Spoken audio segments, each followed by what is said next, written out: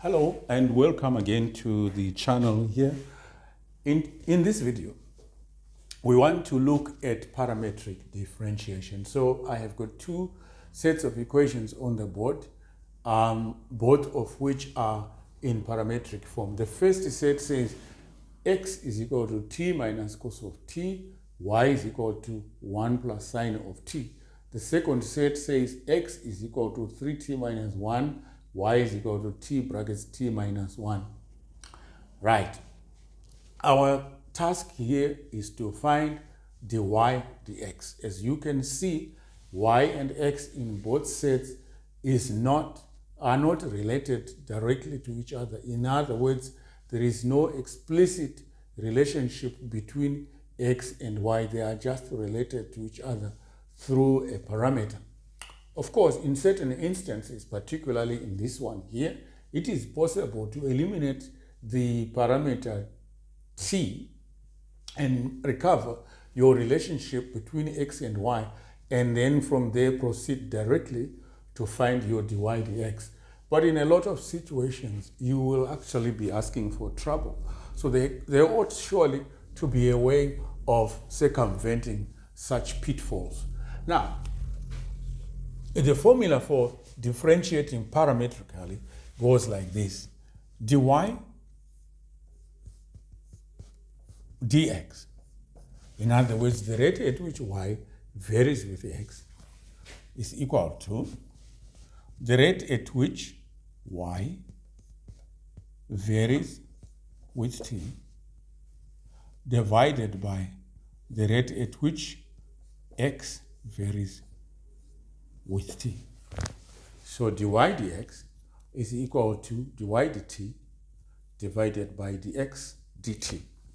This is the formula that is going to rescue us from falling into disaster. Right, let's handle the first set. First of all, let's divide our board like this.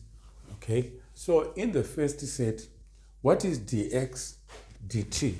Okay, dx dt is equal to, there's 1, dx dt of course of t is equal to minus sine of t, but there's a minus there, so it then becomes a plus sine of t. What about dy dt? Dy dt is equal to 0 plus cos of t, which is just cos of t. So what is our dy dx? We come again to this formula. Our dy dx will be equal to dy dt, which is cos of t, divided by dx dt, which is 1 plus sine of t. So this then is our dy dx. Again, it's still expressed as a function of t. Notice one can plot a graph of y against x by taking certain values of t. And for example, if t is equal to 0 here, we have x of 0 is equal to 0 minus 1. So x will be minus 1 at t is equal to 0. When t is 0 here, y will be 1 here plus 0, which is 1. So you have the point minus 1, 0. You can go on and on and on until you have a series of points, and then you can plot your y against your x here. The same applies if you want a certain value of dy dx. You just plug in the value of t at that point, and that will give you the value of dy dx. Over here now, let's find our dx dt. Our dx dt it's just 3 there. What about our dy dt? First of all, we can expand that and say y is equal to t squared minus t. I've just removed the brackets.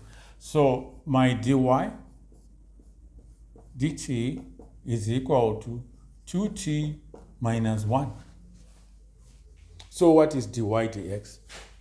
Dy dx is equal to dy dt, which is 2t minus 1, divided by dx dt, which is equal to 3. So this then is your dy dx, again expressed as a function of t. For example, if we want the value of dy dx at the point where t is equal to 0, we just substitute 0 for t, and we get dy dt at the point t is equal to 0 will be equal to 0 minus 1, which is minus 1, and down there is a 3. So dy dx is equal to minus 1 over 3 at the point t is equal to 0. What about here? Supposing x is equal to 0, what will be dy dx? Well, at t is equal to 0, dx at t is equal to 0 would be cos of 0 is 1. 1 plus sine of 0 is 0, which is equal to 1 over 1, which is equal to 1. Okay, so that's how you operate when you're using your parametric differentiation. In the next videos, we are going to look at another differentiation technique. Perhaps we could look at implicit differentiation. But till then, bye-bye.